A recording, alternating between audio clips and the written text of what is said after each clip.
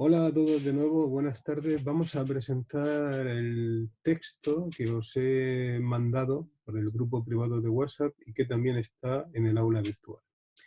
Es un relato de viaje traducido por José Manuel Galán y cuenta la historia de Sinué. Me gustaría muchísimo que lo leyerais porque es una introducción muy interesante para comprender cómo es el mundo del Imperio Medio. Y a la vez es una interesante narración, una magnífica pequeña novela de viaje.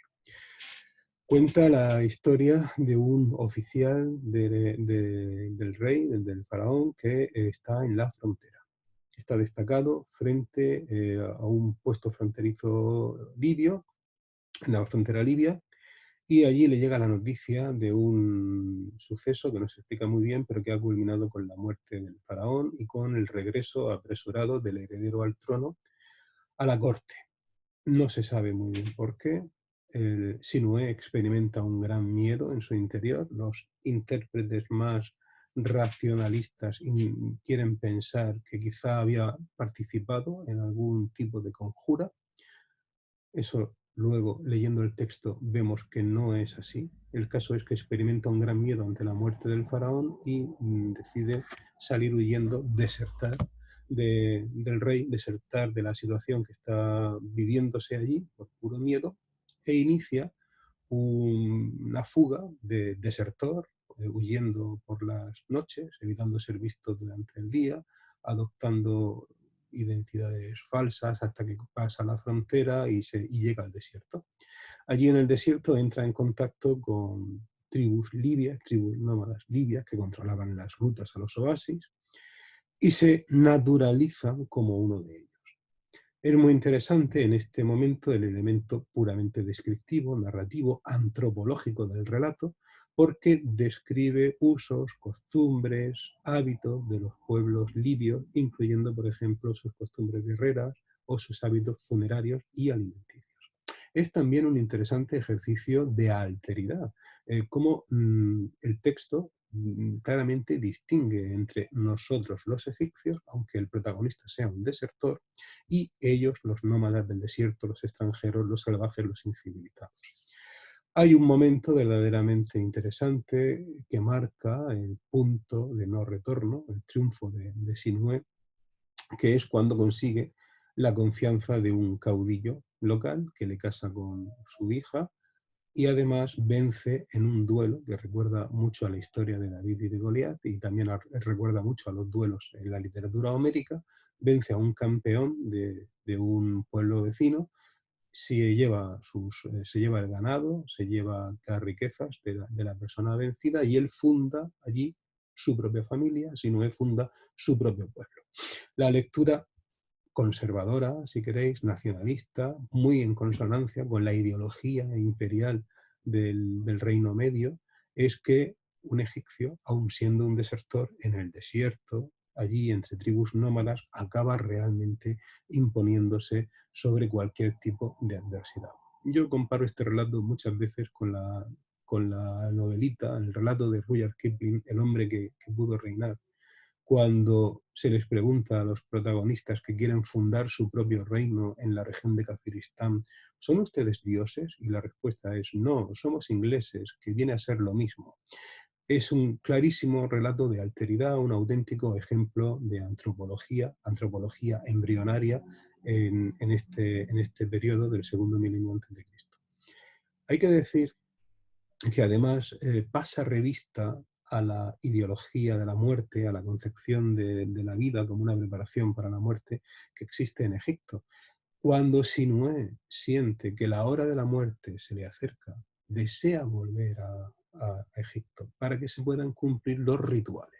Es muy interesante leer el texto con detenimiento porque se enumeran cuáles han de ser los rituales y los preceptos religiosos en la tumba de una persona. En ese momento, cuando siente la terrible necesidad de volver, se le presentan ante sus ojos y hace además que se presente ante los ojos del espectador cuál es el mundo funerario libio, qué es lo que le espera a su pobre cuerpo, ser enterrado en un agujero. si no vuelve a Egipto y no se cumplen los rituales. Recordemos que este tipo de ritual de enterrar a la gente en cuevas, en abrigos rocosos, también aparece en la Biblia, en la historia de Abraham, sin ir más lejos. Así que echar un vistazo a vuestras Biblias y en el Pentateuco mirad, por ejemplo, cómo Abraham tiene que pedir permiso a las poblaciones sedentarias con las que se encuentra para alquilar un abrigo rocoso y ahí poder depositar el cuerpo de algún familiar. Esto es muy interesante, pero más interesante es comprender que la nostalgia de una buena muerte, del cumplir ritualmente todos los preceptos, es lo que lleva a Sinué a querer volver, y entonces nos explica el motivo real de su huida. No es, como han fabulado algunos historiadores, el hecho de que hubiera participado en la conjura con la cual murió el faraón anterior. Él se da cuenta de que el miedo que tuvo años atrás le fue inspirado por una divinidad. ¿Con qué motivo? Para poder hacer que el faraón se manifestara. El nuevo faraón, que es prácticamente omnisciente, llama a Sinué y le pregunta: ¿por qué has huido?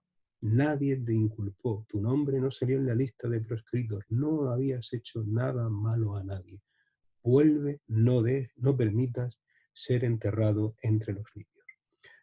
Esta carta que llega del faraón, precisamente en el momento en el que Sinué tenía la necesidad de volver a casa, se engloba en la ideología del Imperio Medio, en la figura de esa figura centralizada, legitimante del faraón. Sinué arregla sus asuntos, deja a esa pequeña dinastía egipcia que había formado entre los libios y vuelve a casa para poder morir allí.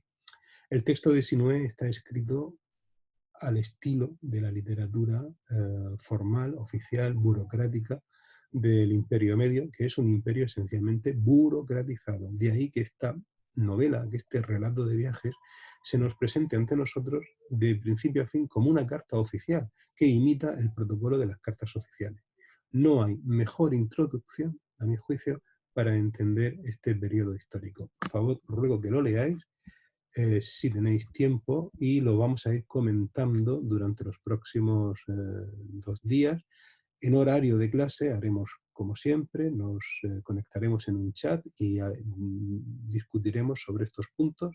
Estoy muy contento con la discusión del último chat, fue muy enriquecedora, no fueron observaciones gratuitas, era verdaderamente interesante y en principio podemos continuar de esta manera hasta que también eventualmente hagamos videoconferencias.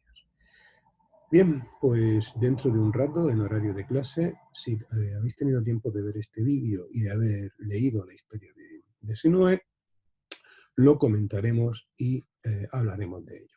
Mientras tanto, seguid las órdenes de confinamiento, tened mucha paciencia, cuidaos y cuidad de los vuestros. Hasta una próxima conexión.